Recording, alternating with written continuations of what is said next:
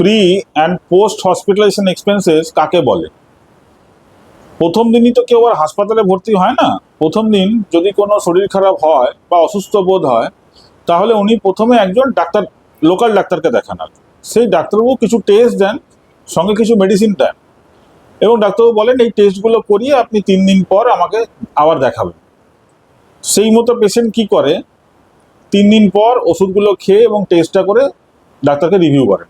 ডাক্তারবাবু টেস্ট দেখে যদি মনে হয় যে সার্জারি করার দরকার আছে, তাহলে ওনাকে বলেন যে আপনি অমুক ডেটে হাসপাতালে ভর্তি হন, তাহলে এটা আপনাকে ওটি করতে হবে। পেশেন্ট সেই মতো করে। এইবার হাসপাতালে ভর্তি হওয়ার জন্য যে 3 দিন ভর্তি হলো বা 2 দিনের জন্য ভর্তি হলো, সেই টাকাটা তো উনি পেলেন। কিন্তু ওই যে প্রথম দিন ডাক্তার দেখাতে গেছিলেন, সেখানে কিছু টেস্ট দিয়েছিল আর কিছু মেডিসিন দিয়েছিল, সেটা কি পাওয়া যাবে?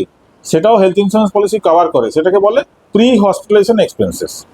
আর হাসপাতাল থেকে বেরিয়ে যাওয়ার পরও কিছু টেস্ট বা ওষুধ ডাক্তারবাবু দিতে পারেন, সেইগুলোকে বলে পোস্ট হসপিটালাইজেশন এক্সপেন্সেস। সেটাও কিন্তু পাওয়া যায়। ওকে, থ্যাংক ইউ।